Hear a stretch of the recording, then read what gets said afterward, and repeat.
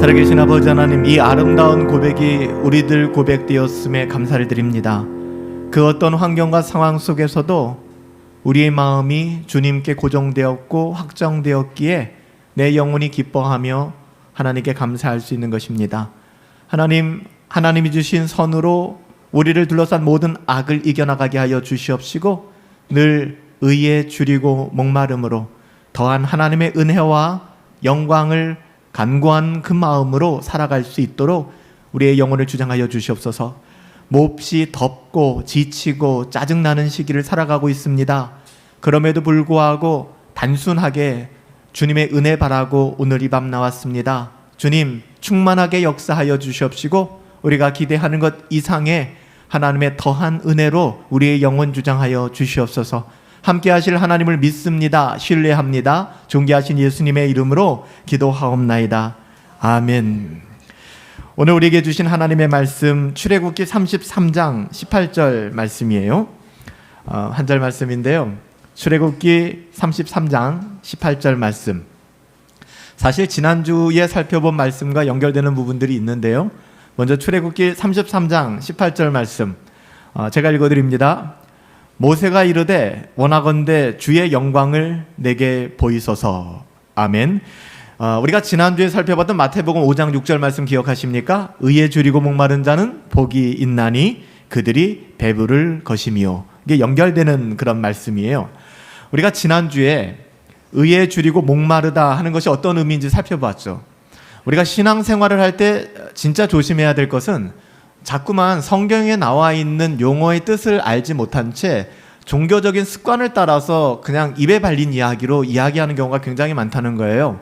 여러분, 이것은 시간 낭비고 정말 입만 아픈 것입니다. 그래서 과연 우리가 고백하는 하나님은 어떤 하나님이고, 성경에서 말하는, 우리가 일상적으로 종교의 언어로 사용하는, 신앙의 언어로 사용하는 그 언어의 의미가 무엇인지를 알아가는 것은 굉장히 중요합니다. 그래서 말씀드렸죠. 의에 줄이고 목마르다. 하나님, 의에 줄이고 목마르고 싶어요. 우리가 찬양도 정말 목소리 높여서 불렀었잖아요. 지난밤에는.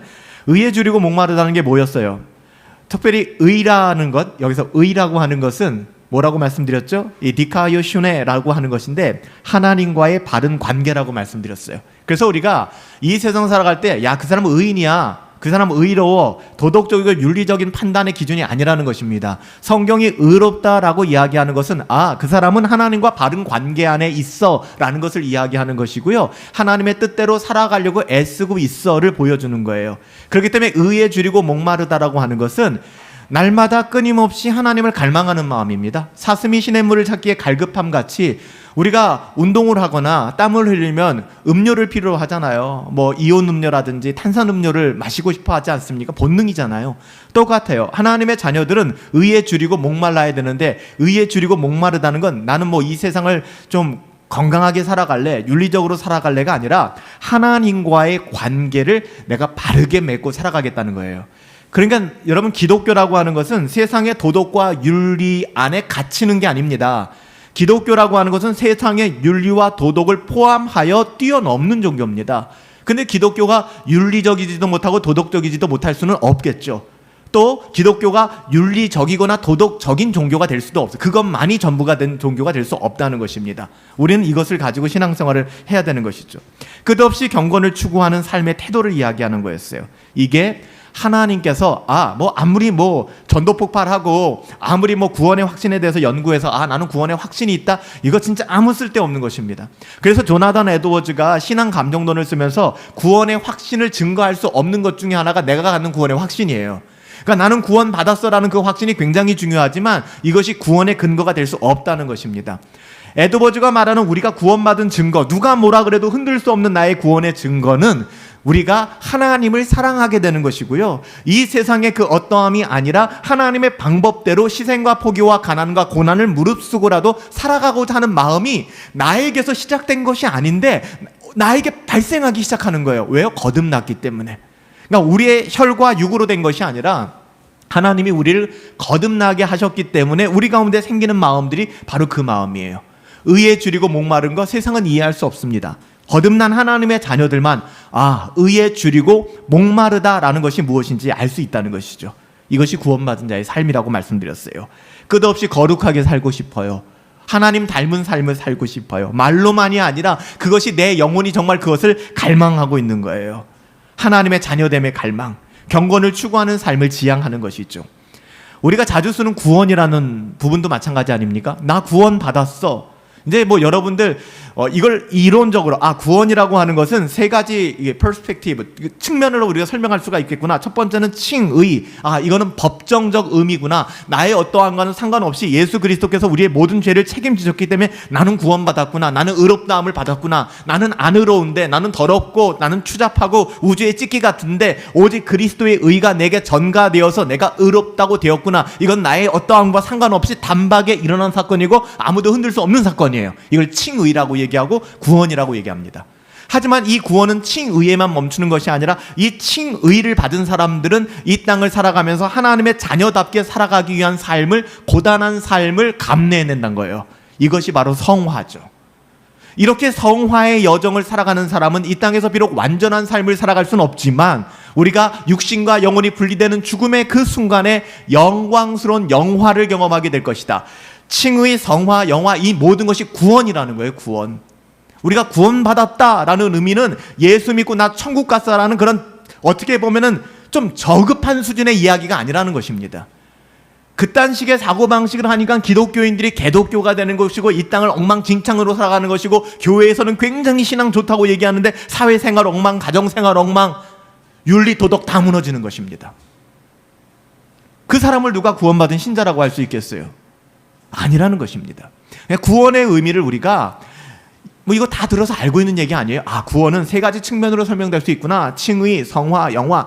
이거 알면 뭐합니까? 아는 게 중요한 것이 아니라 우리의 삶에 녹여내서 끊임없이 남 비판하고 남 판단하지 말고 내 영혼을 돌아보면 나는 성화를 힘쓰고 있는가?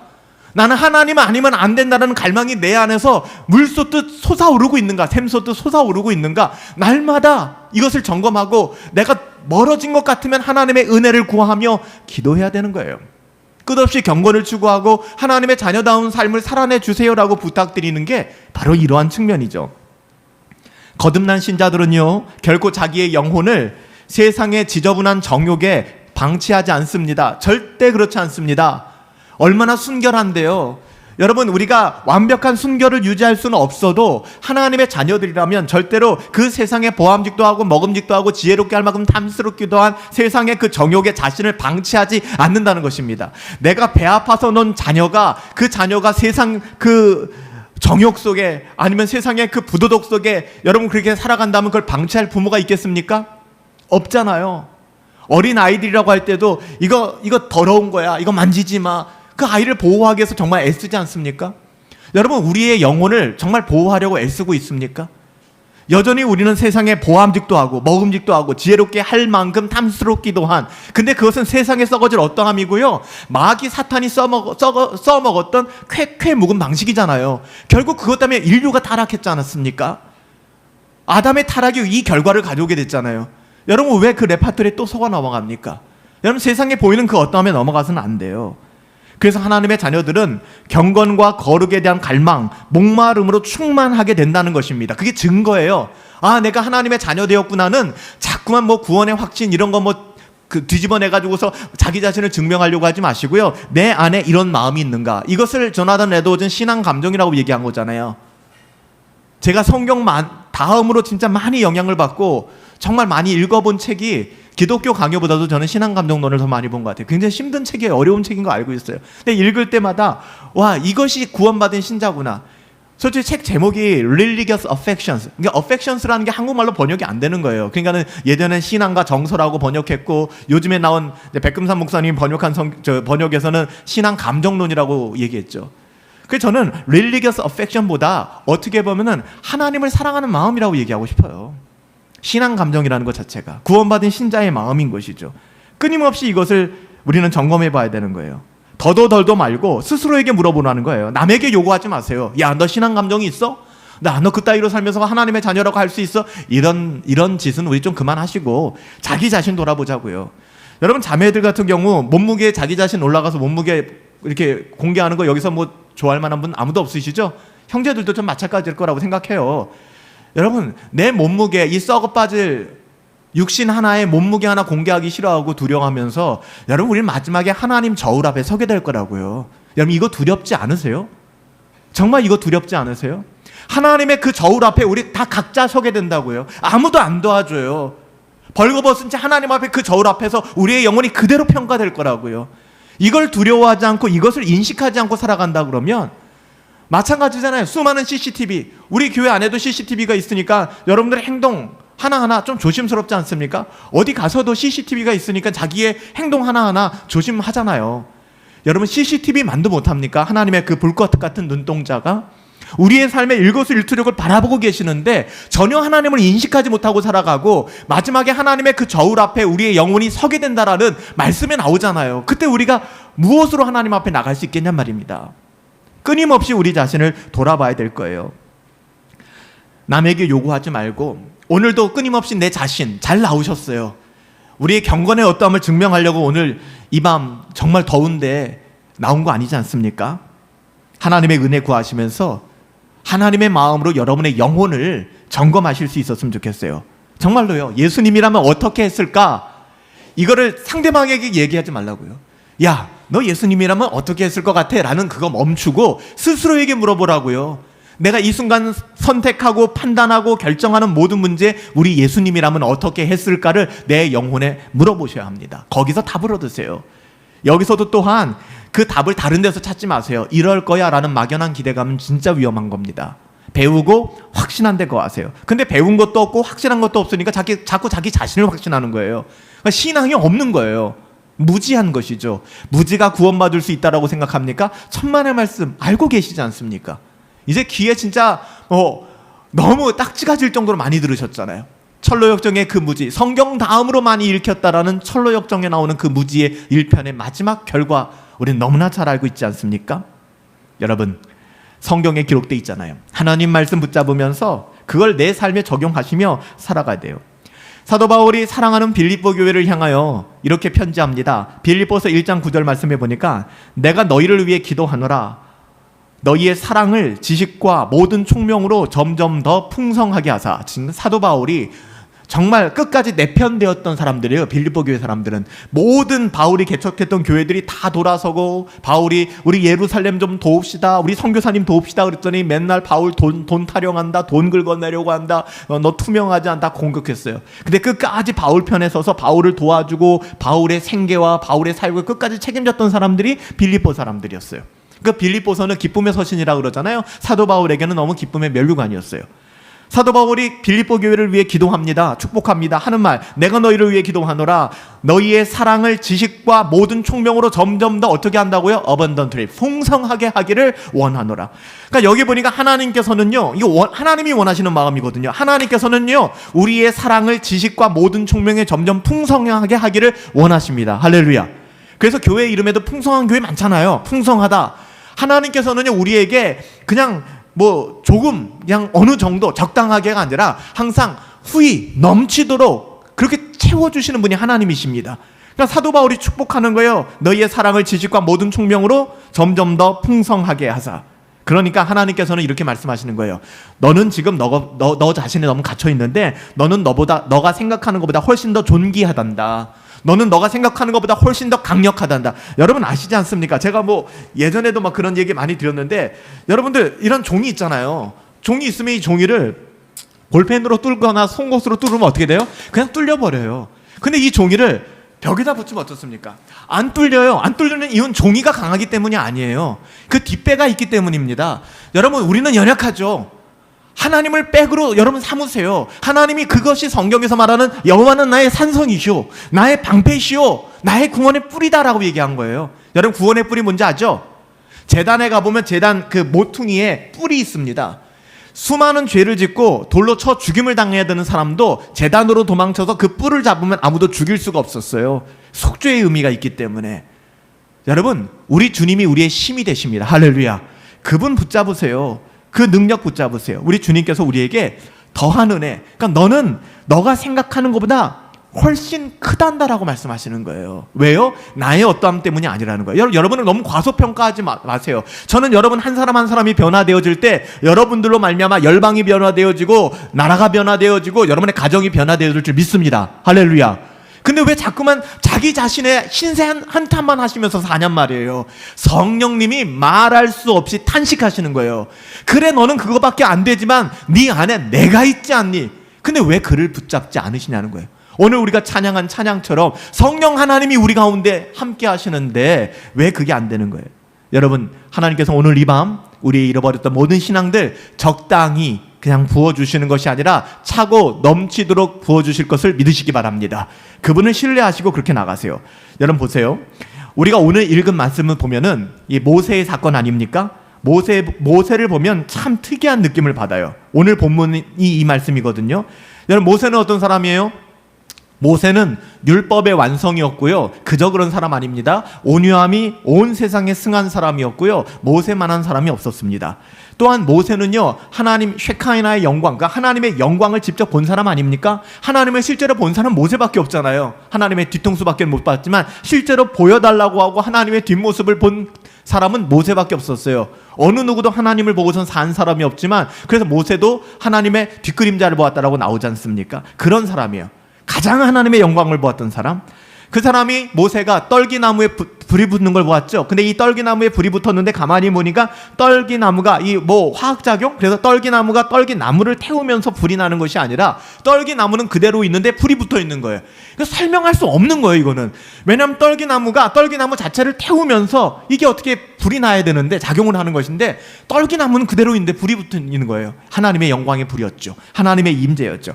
여기서부터 시작해서 모세가 80세에 하나님의 임재를 경험했다고요.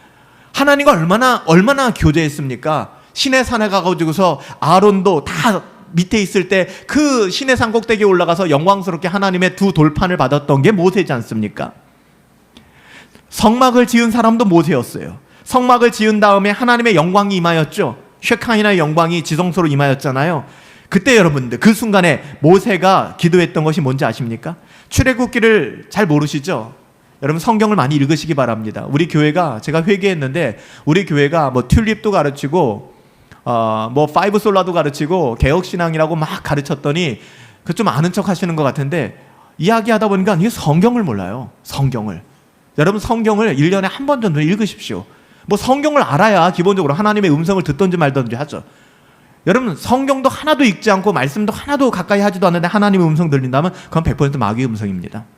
어떻게 그것이 하나님의 음성이라고 여러분들 확신하시겠습니까? 모세가 하나님의 임재를 정말 낱낱이 경험했습니다. 그리고 하나님의 쉐카이나의 영광이 지성소로 임재했단 말입니다. 근데 출애굽기를 가만히 보면은 정말 이게 중요한 장면이에요. 성막을 짓고 하나님의 영광을 경험한 모세가 하나님 앞에 어떻게 기도하는지 아세요? 그게 오늘 본문이에요. 주의 영광을 보길 원합니다. 주의 영광을 봤다고요. 지금도 보고 있다고요. 원어적 의미가 무엇이냐? 하나님, 더한 하나님의 영광을 보고 싶습니다. 그러니까는 제가 말씀드렸죠. 이 세상의 그 어떠함 그냥 다 만족하세요. 내게 10,000원이 있든 100만 원이 있든 1000만 원이 있든 1억이 있든 감사하시고 자족하세요. 그리고 나누어주며 흘려보내며 살아가세요. 이 세상의 그 어떠함으로는 다 자족하세요.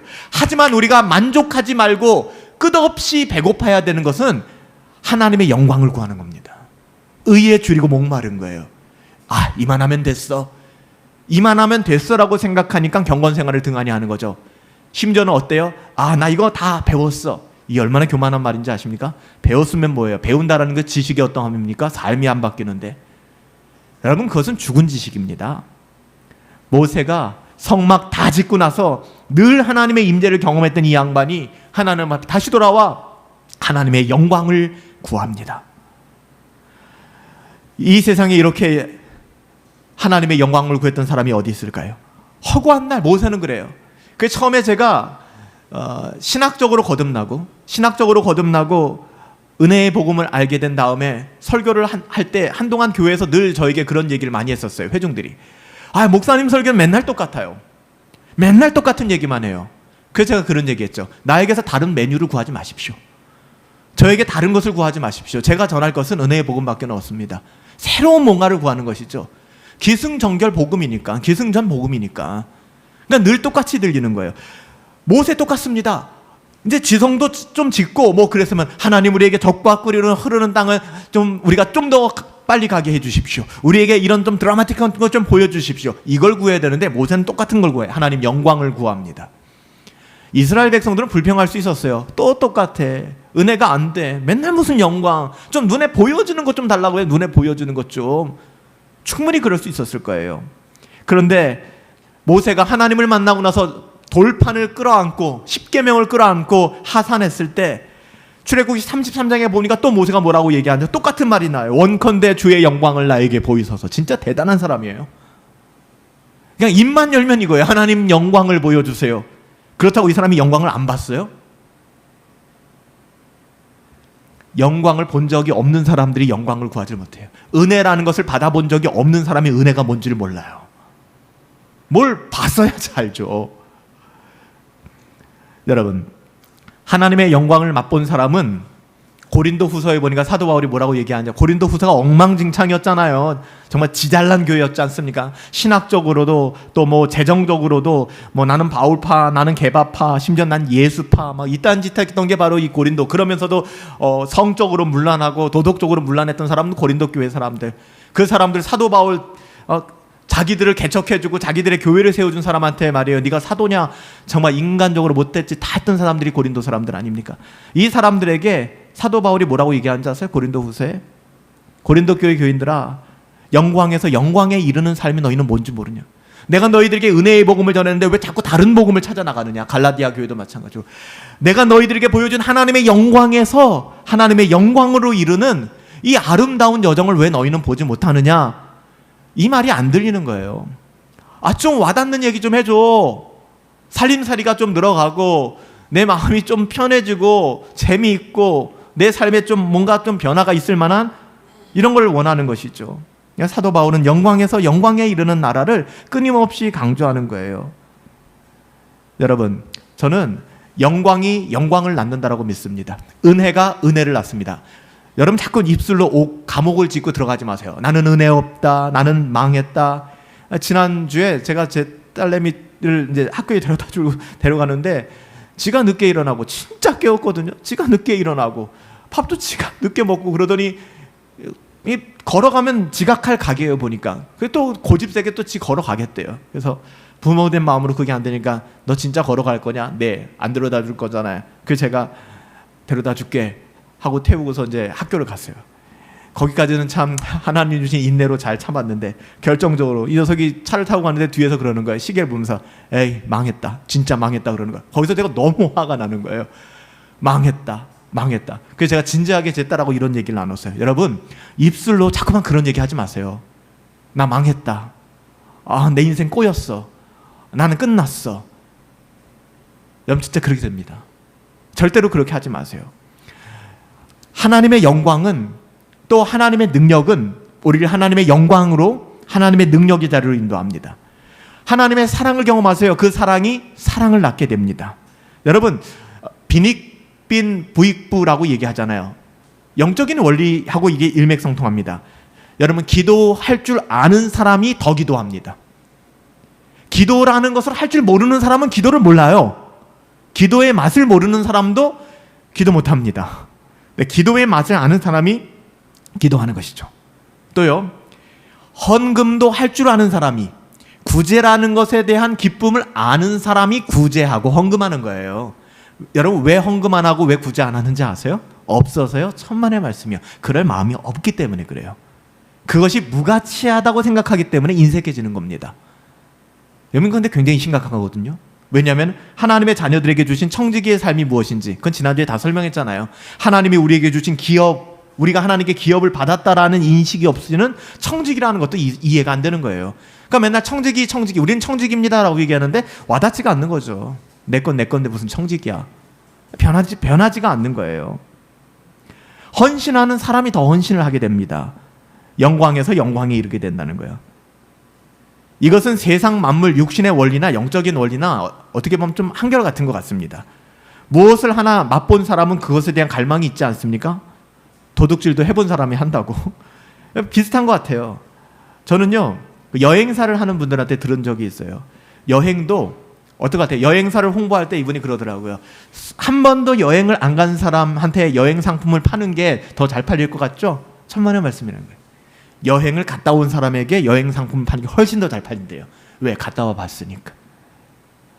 이번에 이 나라 갔으니까 이번엔 다른 나라 한번 가보세요. 여긴 정말 끝내줍니다. 그러니까 여기에 빠지니까 전 세계를 돌아다니는 것이 이제 자기의 버킷리스트가 돼버리는 거예요. 평생 그거 하며 살아가는 겁니다. 여행 다닌다는 게 나쁜 게 아니라. 또 그걸 그렇게 이해하시면 안 돼요. 이 목사님은 여행 다니는 거 되게 싫어하나 보다. 아니에요. 여행 다니세요. 견문도 넓히시고. 근데 저도 생각해보니까 그렇더라고요.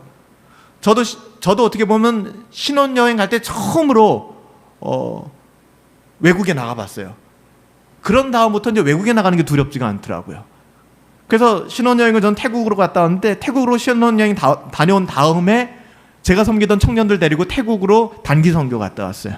그 다음에 캄보디아로 단기 선교 들어갔어요. 그러니까 뭐 세상 여행이 아니라 한번 가보니까 선교하고 싶더라고요. 선교지에 들어가서 함께 호흡하고 싶더라고요. 그러니까 해본 사람이 하는 것 같아요. 저는 당구를 칠 줄 몰라요. 당구장을 가본 적이 없습니다. 저희 때는 당구장이 건전한 곳이 아니었기 때문에 아마 뭐 저보다 연배가 많으신 분들은 다 아실 거예요. 당구장 문화 자체가 뭐 가면 정학을 당하거나 뭐 이런 문화였기 때문에 뭐 당구장 자체를 좀 가지도 않았어요. 그래서 별 재미도 없었어요. 그 사람들은요, 제 또래 분들도 당구가 뭐 몇 당구를 치고 뭐 하면 당구 치러 가자 그러는데 따라는 가본 적이 있어요. 따라는 가서 이렇게 본 적이 있는데 재미 하나도 없는 거예요. 다시 누가 당구장 가자 그래도 전 안 가요. 낚시도 마찬가지예요. 전 낚시를 해보러 가본 적도 없고 낚시의 손맛을 몰라요. 그러니까 낚시에 대해서 별 마음이 없어요. 그런데 낚시 좋아하시는 분들은 낚시의 손맛이 있다는 거예요. 제가 지금 무슨 말씀 드리는지 알죠? 은혜도요, 맛을 봐야 된다니까요. 그럼 그 마음이 뜨거워져요. 근데 보면은 은혜로 각성되어 본 적이 없는 거예요. 교회는 다녔는데 은혜가 뭔지를 모르는 거예요. 교회를 다니면서 주야 부르짖고 기도해 본 적도 없어요.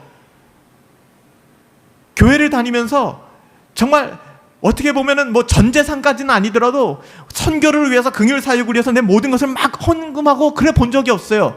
마리아처럼. 그러니까 거기에 대한 기쁨을 알지를 못하는 겁니다. 그 영광의 의미도 알지 못하는 것이죠. 여러분, 성경은 뭐라고 얘기합니까? 의에 줄이고 목마름이 뭐라고 말씀드렸어요? 하나님의 영광을 맛본 사람이 정말 미치는 겁니다. 그렇게 살고 싶어서. 그게 의에 줄이고 목마르다는 거예요. 다른 사람들이 보면 완전히 또라이구나, 미쳤구나. 그래서 제가 뭐라고 말씀드렸어요? 광신론. 그 사역자에 대해서 이제 사역론을 가르치면서 옥 목사님이 좀 사람은 미쳐야 된다. 광인론, 광신론이 아니라 광인론. 사람에게 미쳐야 된다. 그러니까 제자 훈련을 하려는 목사님들에게 당신들 제자 훈련을 하려고 그러면은 사람에게 미쳐야 됩니다. 그래서 오카누 목사님이 저에게 굉장히 감동적인 메시지를 하나 주셨어요. 저도 질문을 했습니다. 목사님, 그 칼 세미나 때, 목사님, 질의응답 시간에 목사님께서는 강남에서 목회를 하고 계시고, 그리고 또 이런 상황 속에서 모이니까 그 제자 훈련이라는 것이 가능한 거 아닐까요? 만약에 저기 빈민촌이나 저 힘들고 어려운 곳에서 만약에 목회를 한다 그러면 먹고 살기 바쁘고 정말 너무나 거친 삶을 사는 사람들에게 제자 훈련이라는 것이 가능할까? 이게 제 질문이었어요. 돌아가신 오카누 목사님이 정말 전곡을 찌르는, 참 그분도 대답 참 재밌게 하세요. 망신을 주는 대답은 아닌데, 질문하신 목사님 질문 잘 알겠습니다. 그러면서 옥 목사님이 대답하신 게 그거였어요. 그러면 그 목사님이, 제가 그 대답은 뭐 제가 거기서 사역을 안 했으니까 답을 줄 수 없기 때문에 목사님 한번 생각해 보세요. 오카누미가 만약에 저 인천 달동네, 청계천 달동네에서 사역한다면 제자 훈련 했을까요? 안 했을까요? 그렇게 물어보시는 거예요. 제 속에 있는 대답은 그 양반은 했을 겁니다. 왜? 제자 훈련에 미친 사람이니까. 한 사람의 영혼 살리겠다라고 그렇게 살아가는 사람이니까. 이거구나. 그래서 그분이 늘 말하는 게 불광불급. 무엇인가에 미치지 않으면 불급, 거기에 도달할 수가 없다. 그러니까 미치지 않으면 미칠 수 없다. 말장난 같지만 그게 정답인 거예요. 여러분, 공무원 준비하는, 공무원 시험하는 분들도 마찬가지예요. 내가 공무원 시험 낸 미치도록 공부하는 거 아닙니까? 그래야 합격을 하죠. 그 많은 경쟁자들 중에서 대충 해서 합격한 사람이 어디 있겠습니까? 뭘 해도 불광불급, 미치지 않으면 불가능한 건데, 신앙도 똑같다는 겁니다. 신앙도 말씀을 대하지도 않아, 경건에 힘쓰지도 않아. 그래놓고 말하는 거죠. 난 망했어. 하나님이 느껴지지 않아. 난 어떻게 살아가야 될지 모르겠어. 도대체 뭐라고 답을 해줘야 돼요? 답을 너무나도 잘 알고 있지 않습니까? 저는 우리 교회 모든 성도들이 다른 것 말고 하나님의 은혜의 복음, 주 예수 그리스도의 그 은혜의 복음, 특별히 예배를 통하여 하나님의 영광과 임재를 맛볼 수 있게 되기를 예수님의 이름으로 축복합니다. 정말 그랬으면 좋겠어요. 개혁교회요? 전 뜨거웠으면 좋겠습니다. 정말 여러분들 가운데 단에서 말씀이 떨어지자마자 그 부흥사 목사님들, 저는 예전에 교회 다녔던 게 얼마나 은혜가 됐는지 몰라요. 나중에 돌아보면. 제가 어떤 부흥에 유치하다고 하지 마세요. 부흥사 목사님 얘기하는데 여러분 믿으십니까? 할렐루야 아멘 그러는 거예요. 저 양반 뭐 자기가 할렐루야 하고 혼자 아멘 하지 했더니 자기가 먼저 복 받겠다고 사람들이 아멘 하기 전에 자기가 아멘 한다는 거예요. 솔직히 인간적으로 보면 유치찬란하게 저거 왜 그래 라고 할 수 있는데, 돌아보면은 그 열정들이 있었어요. 우리 부모 세대에는. 제가 말씀드렸잖아요. 한월산 기도원 가서 막 기도하다 보면 화장실을 가고 싶어도 못 가요. 여러분들 화장실을 가고 싶어도. 왜? 의자도 없거든요. 방석 앉아가지고 막 그렇게 기도하는데 화장실 갔다 오면 자리가 없어요. 그냥 다 뭉쳐지니까. 은혜 받으려고. 요즘에 이런 교회들이 많이 없는 것 같아요. 특별히 교리적으로 신학적으로 하나님의 발음을 추구하는 교회들 중에서는 찾아보기 어렵고, 이단이나 사입이나 잘못된 신앙에 근거한 인본주의 신앙을 가르치는 교회들이 오히려 이렇게 뜨겁게 막 들썩들썩 하는 것 같아요. 여러분 각성해야 됩니다. 저는 우리 교회가 하나님을 아는 만큼 또 하나님을 믿는 만큼 더 뜨거워졌으면 좋겠어요. 날마다 경건함을 추구하고. 그렇다면 우리 공동체의 부흥과 회복은 여러분 어떻게 시작한다고 생각하세요? 어디나 마찬가지입니다. 저는 단언하건대 우리 교회의 부흥은 어디서부터 시작하는가? 우리 한 사람 한 사람의 목마름에서부터 시작합니다. 끝나요. 이 목사 바라보지 마시라고요. 하나님께서 우리들에게 목마름의 은혜를 주셔야 됩니다. 그래서 진짜로 목마름이 뭔지 알아야 돼요. 여러분 바닷물 마시면 안 된다고요. 바닷물 마시면 죽어요. 당장 마시고 싶잖아요. 바닷물 마시면 죽는다고요. 표류할 때. 근데 지금도 우리는 세상의 그 어떠함이 우리의 즐거움이라고 생각하는 분들이 많아요. 하나님께서 오늘 이방 무리를 여기 왜 세우셨는가 한번 생각해 보십시다. 목마른 사람 되라는 거예요. 여러분 단순하게 받아들이세요. 목마른 사람 되라는 겁니다. 진정 교회의 부흥과 복음의 부흥을 원하십니까? 교회의 부흥과 또 복음의 부흥을 위해서면 우리 교회에 목마름을 허락해 달라고. 주여 목마르게 하여 주십시오. 배부르다는 사람들 하나도 없게 하여 주십시오. 갈망함을 가지고 그렇게 나오게 하여 주십시오. 그래서 오늘 이 밤 하나님 내가 목마른 사람이 되길 원합니다. 그렇게 기도할 수 있었으면 좋겠어요. 좀 교만함을 내려놓으십시다. 우리 배고프다고요. 우리 지금 이 상황에서 배고프지 않다라고 생각하면 우리가 정상적인 게 아니라고요.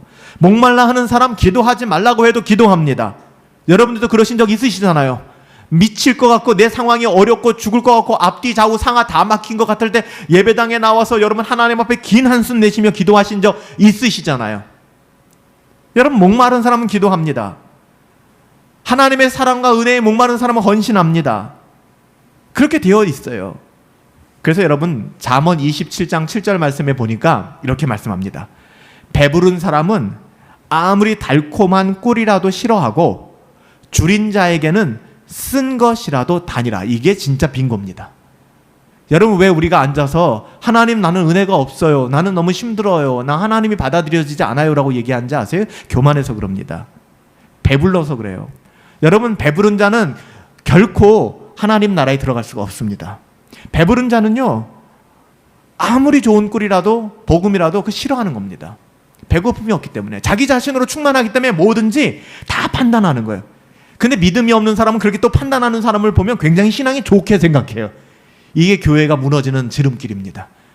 그렇잖아요. 저도 교회에 있다 보면 대형교회 부교육자로 있고 또 청년부 사역하다 보면은 막 교회에 대해서 목사님은 어떻고 교회는 어떻고 라고 얘기하는 사람 보면 굉장히 신앙이 좋아 보이고 뭔가 독특한 자기만의 뭔가가 있는 것 같고, 이게 헛똑똑입니다. 그러니까 분별하는 영이 없으니까 오히려 그런 사람을 보고 불쌍히 여기고 긍휼히 여겨야 되는데 그런 사람을 따라 파당을 짓고 교회를 무너뜨리는 경우가 굉장히 많았어요. 굉장히 많았어요. 제가 청년부 사역 평신도 사역할 때도 온누리교회에 있을 때 저희 청년 목사님이 굉장히 힘드셨어요. 어떤 청년 하나가 홈페이지에 글을 올린 거예요. 그때 저희 시대 때, 제가 청년 때 굉장히 유행했던 책이 공자가 죽어야 나라가 산다라는 책이 있었어요. 거기에 그 목사님의 이름을 넣어서 누가 죽어야 교회가 산다, 익명의 글로 계속 올리는 겁니다. 익명의 글로. 교회가 깨지기 직전이죠. 이때 그것을 주동하고 흔들었던 사람들을 보면 지금 제대로 된 사람 진짜 아무도 없어요. 신앙 없는 사람들이거든요. 이때 교회가 해야 될 것은 오히려 침묵하고 그를 위해 기도하고, 우리가 더 그를 불쌍히 여기며 오히려 거기에 에너지를 뺏기는 것이 아니라 선한 일에 선으로 악을 이기며 집중해 나가야 되는 거예요. 환경과 상황을 뛰어넘고 그게 필요하다는 것이죠. 우리 가운데 여러 복잡한 마음들 오늘 이 시간 좀 단순해졌으면 좋겠습니다. 한 가지에 집중하면 그 나머지는 굉장히 단순해져요. 주님 말씀하셨잖아요. 먼저 그 나라와 의를 구하라. 끝이에요. 그러면 그 모든 것을 너희에게 더하여 줄 것이다. 그 덤을 위해서 목숨 걸지 말라고요. 덤을 위해서. 그러니까 우리는 가끔 그 덤에 목숨 거는 거예요. 하나님 이거 주셔야 돼요. 이거 없으면 안 돼요. 내 인생이 이것 때문에 불행해요. 내 인생이 이것 때문에 행복해요. 그 덤 때문에. 먼저 그의 나라와 의를 구하라. 그러면 이 모든 건 너희에게 덤으로 주시겠다. 제발 덤에 목숨 걸지 말라고요. 진짜 중요한 게 뭔지 깨달으세요. 마태복음 6장 33절이잖아요. 이 말씀을 오늘 우리에게 주신 말씀으로 해석한다면 이거예요. 너는 먼저 하나님의 더한 영광을 구하며 의에 줄이고 목말라야 한다. 그렇지 않으면 넌 아무것도 아니야. 이 세상의 모든 걸 다 가졌어도 넌 아무것도 아니야. 너는 먼저 하나님의 더한 영광을 구하고 의에 줄이고 목말라야 해. 그렇게만 해. 그러면 네가 말하지 않아도 그 모든 것 다 덤으로 다 줄 거야 라고 말씀하시는 거예요. 이게 하나님의 마음이요. 너희가 악한 자라도 자식에게 좋은 거 줄 줄 알거든. 하늘에 계신 너희 아버지께서 구하는 자마다 좋은 것을 주시지 않겠느냐. 구하라 그러면 주실 것이요, 찾으라 그러면 찾을 것이요, 두드리라 그러면 열릴 것이니 말씀하셨잖아요. 근데 왜 우리는 자꾸만 바보 같은 짓을 하냐 말입니다. 오늘 이 밤에 깨어서 우리가 믿음으로 그렇게 기도할 수 있었으면 좋겠어요. 마지막 이사야 26장 9절 말씀해 보니까 하나님이 이렇게 말씀하셨어요. 따라합시다. 사모하는 자에게, 다시요, 사모하는 자에게 영으로 만족케 하실 것이다. 영으로 만족하게 하실 것이다. 할렐루야. 오늘 하나님께 사모하는 마음을 가지십시오. 하나님의 영으로 여러분들은 만족하게 하실 것입니다. 하나님 앞에 사모하는 심정으로 만족함을 얻는 거룩한 종들 되시기를 예수님의 이름으로 축복합니다. 기도합니다. 살아계신 아버지 하나님, 주님께서 우리에게 어떤 일을 이루고자 하실 때 주림과 목마름을 우리에게 주신 줄 믿습니다. 우리 분당 허브교회에 진짜 필요한 것은 주림과 목마름입니다. 의에 줄이고 목마름. 무엇보다도 우리 믿는 성도들 의에 줄임과 목마름이 있도록 도와주시고, 구원에 대한 줄이고 목마름, 성장에 대한 줄이고 목마름이 있도록 인도하여 주시옵소서. 우리가 이 땅에서 꼭 이루어야 하는 하나님의 그 소명과 사명에 대해서도 줄이고 목마름을 통해 열매 맺을 수 있도록 하나님 역사하여 주시옵소서. 하나님 아버지, 이 땅에 복음이 없는 곳을 위해 기도합니다. 변화시켜 주기를 구합니다. 우리 가정, 직장, 모든 인간관계 속에서 복음의 영광이 드러나게 하여 주시옵소서. 그곳 어디든 또 그것이 누구든 간에 하나님께서 우리를 그곳에 보내신 이유가, 그 사람을 만나게 하신 이유가 의에 목마르라는 하나님의 뜻인 줄 믿습니다. 줄이고 목마름을 통하여 기도하고 헌신하는 하나님의 백성들 세워주시길 간절히 원합니다. 마지막으로 구합니다. 우리 허브 가족들, 우리 허브 식구들 가운데 그의 가정과 삶이 하나님의 말씀으로 변화되길 바라는 줄이고 목마른 영혼들이 있습니다. 가정의 구원과 또 가정에 대한 갈망함이 있습니다. 매주 금요일마다 특별히 가족 구원을 위해 기도하고 있습니다. 중언부언하지 않게 하여 주시고 집중하여 단순하게 구하고 기도할 수 있도록 우리에게 은혜 더하여 주시옵소서. 포기하지 않게 하여 주시옵소서. 지쳐나가 떨어지지 않게 하여 주시옵소서. 꼭 붙어있게 하여 주시옵소서. 그 목마름을 채워주시기를 원합니다. 기도를 통하여 이룰 수 있도록 선하게 인도하여 주시고, 어떤 어려움 속에서도 믿음으로 뚫고 전진해 나갈 수 있도록 우리 삶 전체를 변화시켜 주시고 하나님의 선하신 은혜로 역사하여 주시옵소서. 감사하옵고 예수님의 이름으로 기도하옵나이다. 아멘. 하나님의 은혜를 구하시면서 우리 한번 찬양하시고 또 기도할 수 있었으면 좋겠습니다. 이 찬양 우리의 믿음의 고백을 담아서 하나님, 모세처럼 하나님의 더한 영광을 보길 원합니다. 내 눈 주님의 영광을 봅니다. 모든 열방주 볼 때까지 하나님의 영광을 구하십시다. 오늘 하나님의 거룩한 임재하심이 우리 가운데 있음을 믿습니다. 우리 기도하는 마음으로 하나님 높여드리며 찬양합니다.